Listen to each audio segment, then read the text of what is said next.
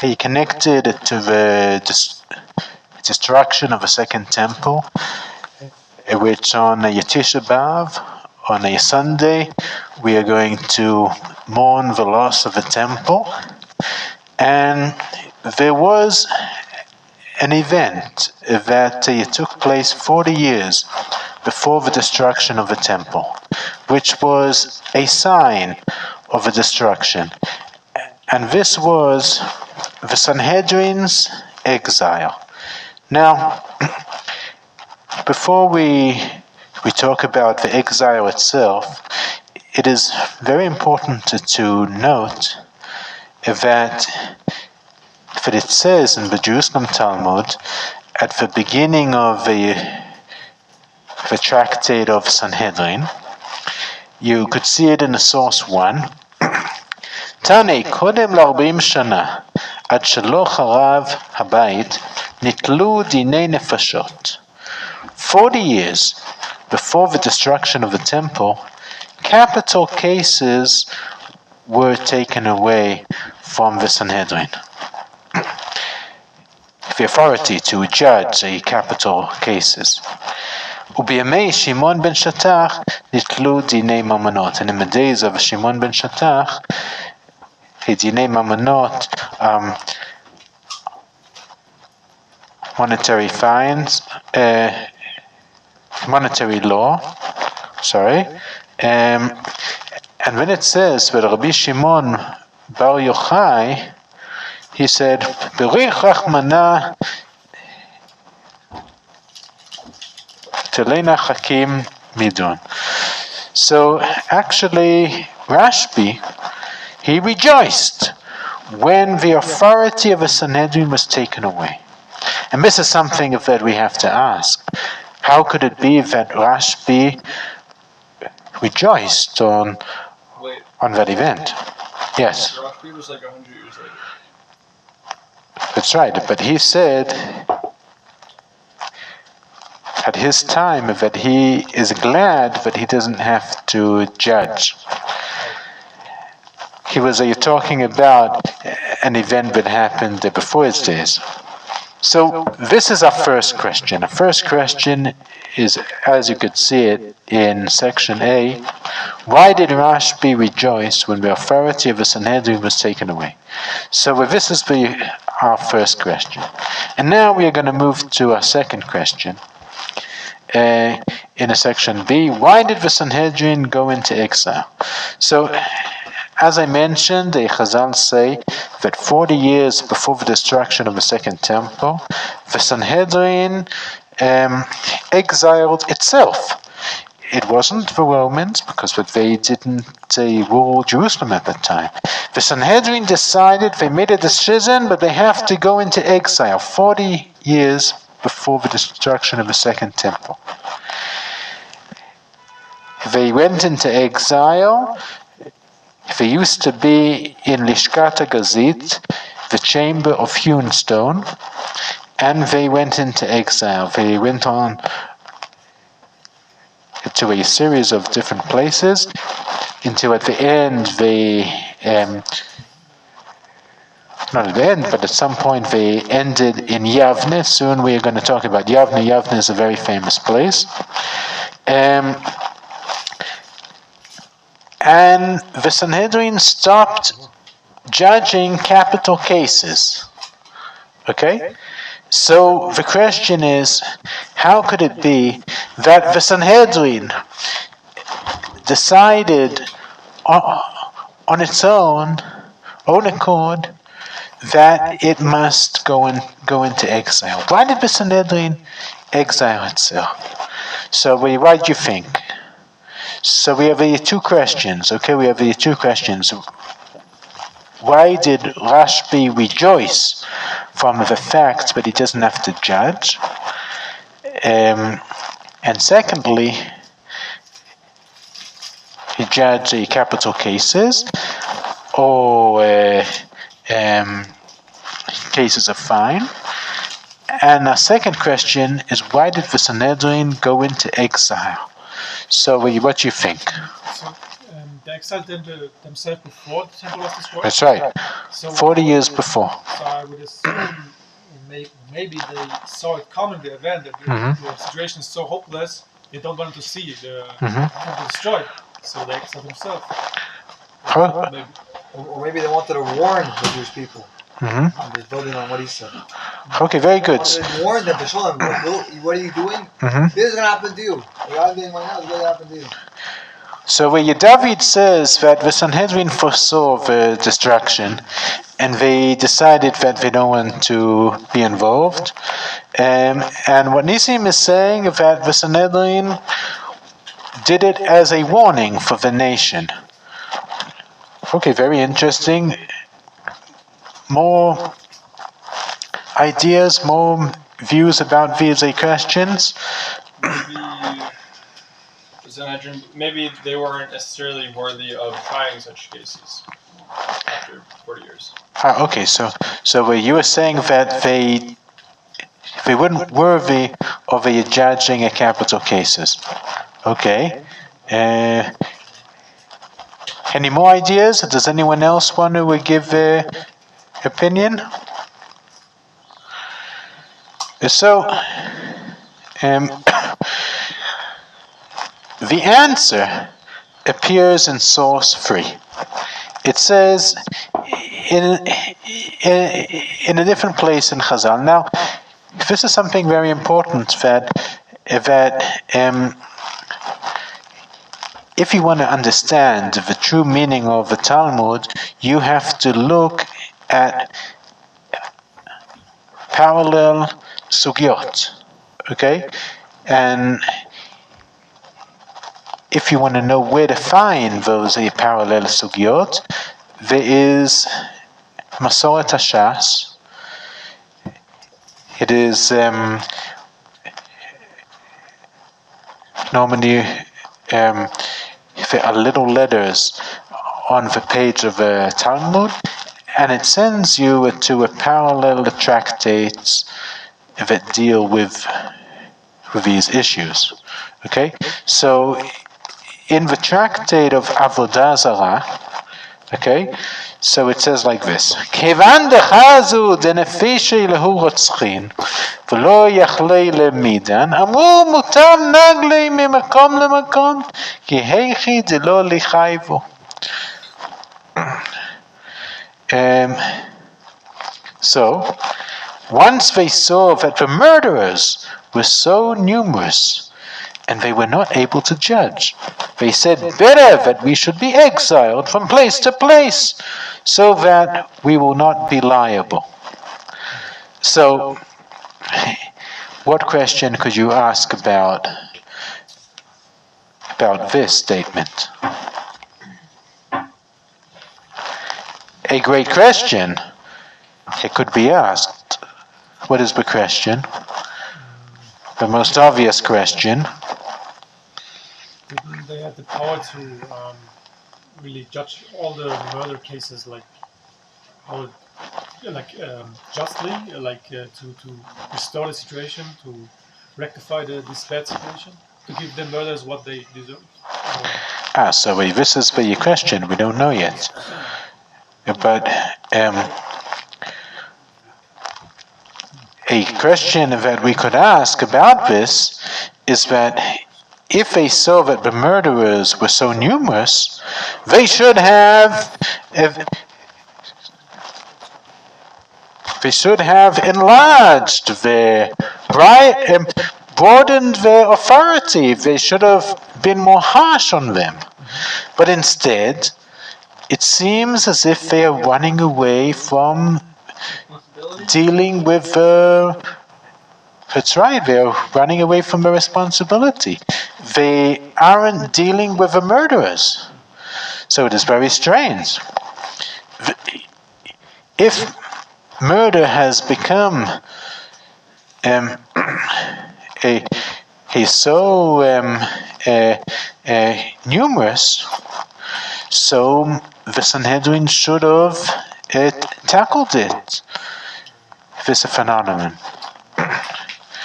So this is the question. So we asked two questions, but now we even have a stronger question. So we have three questions that we have to deal with. The first question is why Rashbi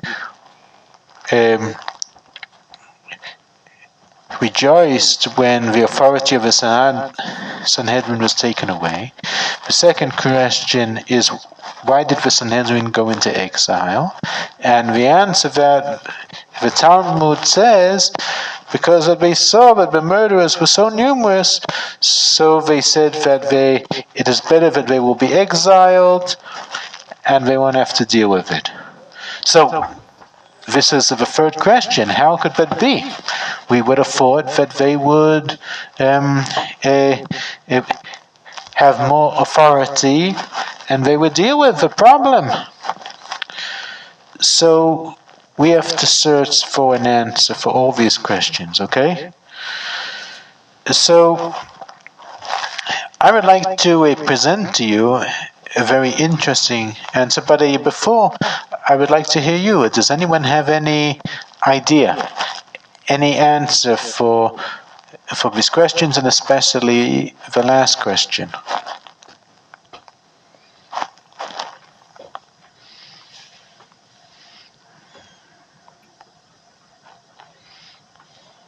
I can confidently say that I have absolutely no clue. I never even heard of the heard this specific part about the Sanhedrin leaving early. So. Okay. So I would like to present the opinion of the Chazon Ish. The Chazon Ish was one of the greatest poskim, of the greatest sages in the last generation. He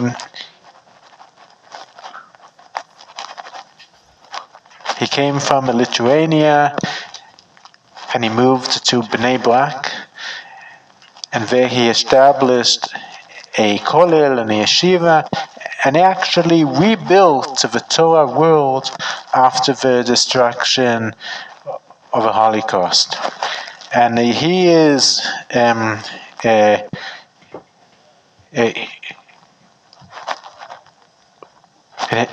known to this day as the supreme halachic authority of the Haredi world, and he explains something extraordinary. He says,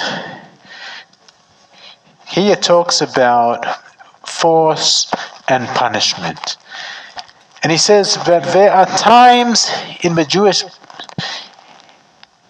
history of the Jewish people that you cannot use force in order to bring people to come to the truth.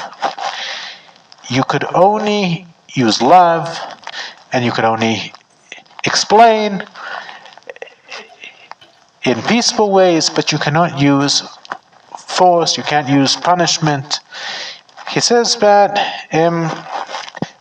force is only relevant when everyone could see miracles at the time of the desert and the parting of the Red Sea. It was miracles that could be seen. But in these times, it is important to note that at times that Hashem's presence is clear, and that there are miracles that everyone could see, like the manna comes from the sky, and there's miracles every day. So if this is something that if somebody doesn't believe in Hashem, it is because that he has got that his traits aren't refined. But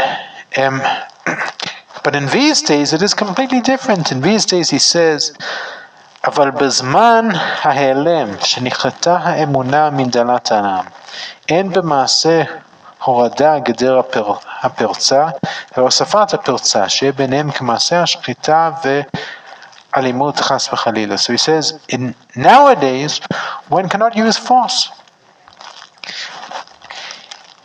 At these times when there aren't clear miracles, if somebody does not believe in Hashem, it is not because of his character traits, there's a problem with his character traits. It is because that in these days it is a completely different, because that the Jewish people has been through so much, and because there has been a secularism for so many generations. So in these days, one cannot use force at all. And if one uses force, so it brings the opposite effect. So he says that in these days, one can only use love, explanation,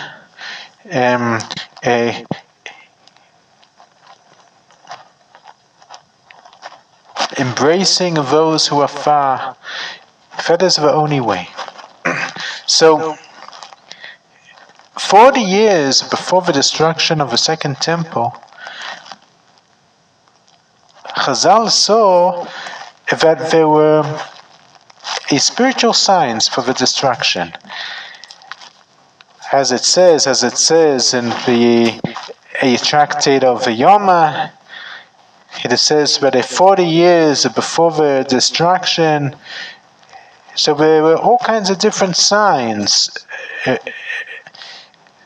that the destruction was coming.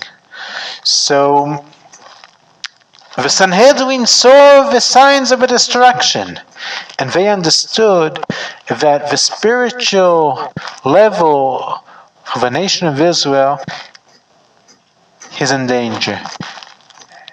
And so they understood that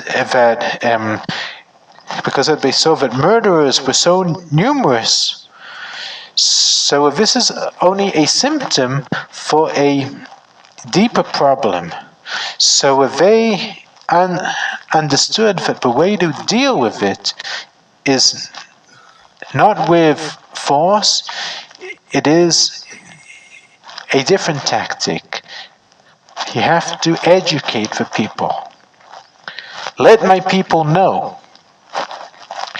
So with the Sanhedrin understood that it has to go through a long process of teaching Torah. So that's why the Sanhedrin decided to exile itself from the place of the authority of force, because they understood that in the current situation, it is not possible to judge capital cases anymore. So if you would turn the page, however, we still have to understand how did the Sanhedrin deal with these difficult problems in the nation of Israel. As we said, that murderers were numerous. So, the way that they dealt with it, the decision was to exile from place to place in order to teach Torah. They didn't just go into exile, they had a purpose. And their purpose was in order to go all over the nation of Israel and teach Torah. Education. This is the only way. One can't use force. One has to use only explanation and education. So, the Sanhedrin had an ancient tradition that when the moral and spiritual level of the nation of Israel is in difficulty, One can't only stay in the ivory tower, in the chamber of a hewn stone, in the temple. One has to go down to the nation. Wow. One has to go in exile from place to place in order to teach Torah and Derech Eretz. So they didn't just give up, they tried to rectify the goal, like teaching person by person, like person to person. That's right. Education. They changed Oh, well. the tactics. Never heard this, Rabbi. So that is what we found, as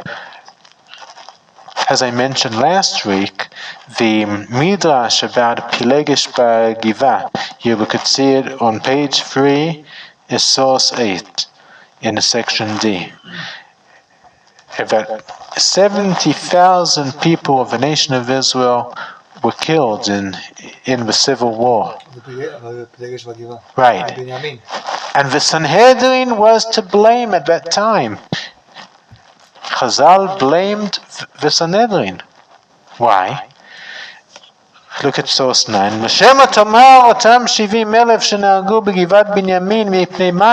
Why were 70,000 people of the nation of Israel killed? The answer of Chazal was because of the Sanhedrin, or because of what the Sanhedrin didn't do. היה להם לסנהדרין גדולה שניח משה ויהושע ופנחס בן אלעזר עמהם, שיקשרו חבלים של ברזל במותניהם והגביאו בגדיהם למעלה מרכבותיהם ויחזרו בכל עיירות ישראל. They should go on exile. They should go from town to town, from city to city, one day in Beit El, one day in Hebron, one day in Yerushalayim. וילמדו את ישראל דרך ארץ, and they should teach עם ישראל דרך ארץ. בשנה, בשתיים ובשלוש, in a year, in 2 years or 3 years, as long as it takes. עד שיתיישבו ישראל בארצם, until the nation of Israel learns. But they did not do so. The Sanhedrin did not do so. Everyone only cared about themselves. They only cared about their own shtibel, their own Beis Midrash. They didn't care about the nation. So, the responsibility for the moral decline of the nation of Israel is on the Sanhedrin soldiers. Because if they stayed in the place and they didn't go down to the nation, they stayed in their ivory tower. Therefore, because of this ancient tradition that the Sanhedrin had, and because of their failure at the time of Pilegesh Bar Giva, so therefore, 40 years before the destruction of the Second Temple, when the Sanhedrin saw that the murderers were numerous, they said, we must go on exile. We must go on exile for a purpose, in order to teach the nation of Israel Torah. We have to move from place to place and teach Torah. So it doesn't mean that the Sanhedrin ran away from responsibility. It means that they decided to change the tactics in light of past events. So the Sanhedrin saw that the only way to save the moral and spiritual situation of the nation of Israel is to go in exile from place to place in order to teach the nation of Israel Torah and Derech Eretz. And as the Chazon Ish said, to bring them back in bonds of love and to show them the light through education. Now, I would like to show you something very interesting. You could see it in section E. Intensive treatment. Give me Yavne and its sages. So, as we said, the Sanhedrin left Jerusalem 40 years before the temple, and it went on exile to Yavne. Now, what do we know about Yavne? Not they're there. The Sanhedrin are there. That's right, but who received. Okay, so it is Rabban Yochanan ben Zakkai. So he was able to escape Jerusalem because but the Romans they sieged Jerusalem. Miraculously, he was able to escape it because the people in Jerusalem, as Josephus Flavius said, that during the day they fought against the Romans, and during the night they fought against themselves. It was terrible in Jerusalem. There were two groups that they fought against each other, and he understood that there's no future in Jerusalem anymore. So he escaped to Jerusalem, and he went to the Roman general Aspasius, and he granted him anything that he wanted, and he asked for a couple of things. I remember this. That's right. Yeah, and then he got 3 things out of it. And the question was, why didn't he ask for it to leave? Why didn't he ask to save the children?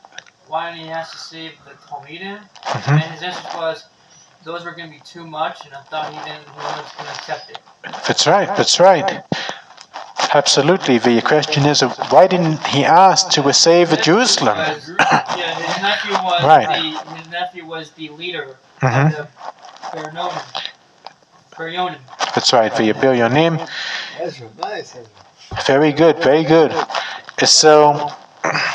So he asked Aspasius, "Tell me Yavne v'chachamea, give me Yavne and its sages." And what did he mean, "Tell me Yavne v'chachamea"?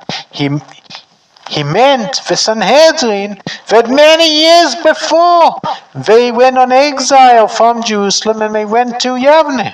And what did the Sanhedrin do in Yavne? What did they do there? They established a yeshiva.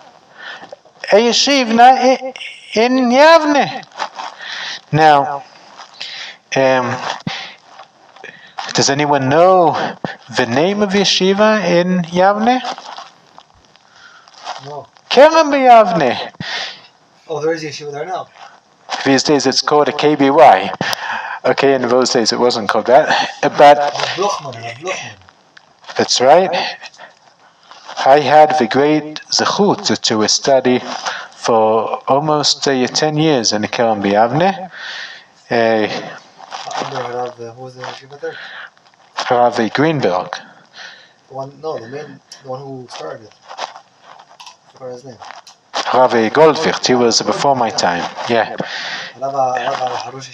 That's right.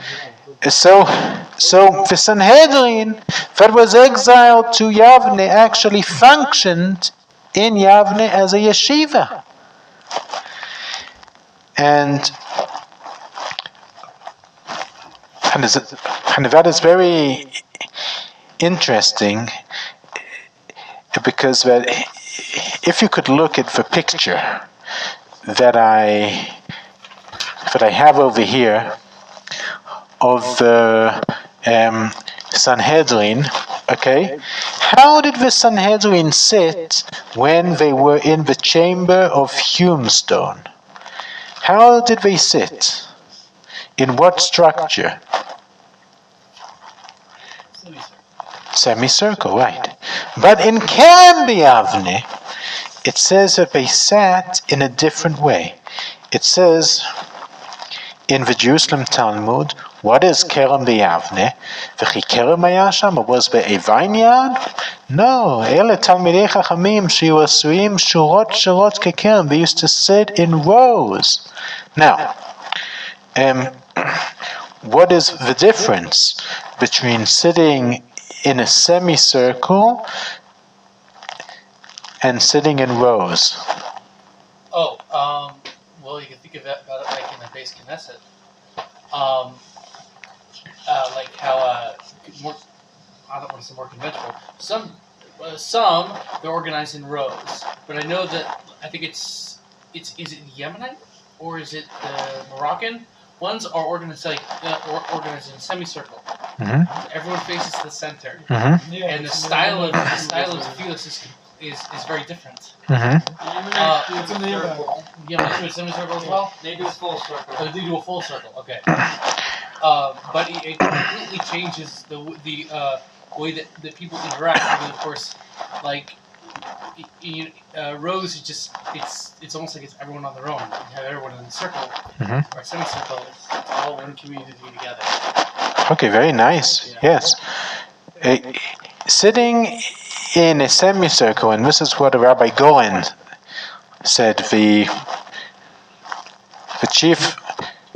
first chief military rabbi. Shlomo. That's right, Rabbi Shlomo Goen, and he was also the chief rabbi of Israel at the same time of Rabbi Ovadia Yosef. He said that if you pay attention to the difference in the structure of the seating of the Sanhedrin, it is not only seating arrangements, it is something beyond. When the Sanhedrin sat in a semicircle, this is a legal structure. But when they sat in rows, this is a structure of a yeshiva. So the Sanhedrin actually changed not only the way that it sat, but the way that it fought.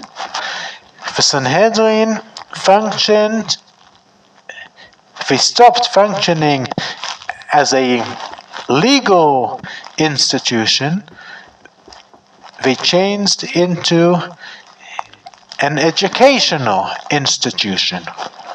So Rabban Yochanan ben Zakkai, who lived 40 years before the destruction, when the Sanhedrin already was exiled to Yavne, he understood that the only way to save the nation of Israel, it is through intensive treatment of teaching Torah education to the nation of Israel. That is why he asked Aspasius for Yavne and Chachamea that already did so. They already functioned as a yeshiva. So, it is important to speak about nowadays that Baruch Hashem, we have come a long way since the period of the destruction of the Second Temple. However, we still have many things that we have to mend, but the way of tikkun is not through force, because that force is not relevant in these days. The only way is to go in the way of Dalchi Noam, of a gentle ways, the way of education, Torah learning. This is the only way, only from love and faith, that is the only way that we could change the situation. So, the mystery of the Sanhedrin's exile is now solved. They exiled themselves in order to stop functioning as a legal institution that uses force and capital cases. They decided, because they foresaw the destruction that was coming, and they saw that the murderers were so numerous, they understood that one has to make a big change, one has to do intensive treatment.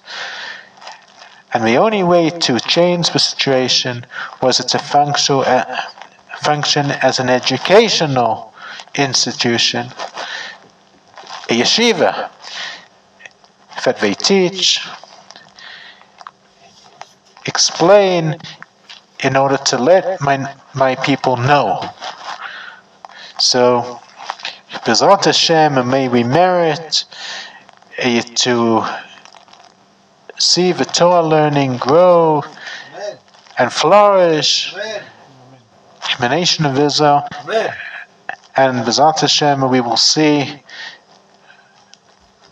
unconditional love and the rebuilding of the third temple in our days speedily. Amen.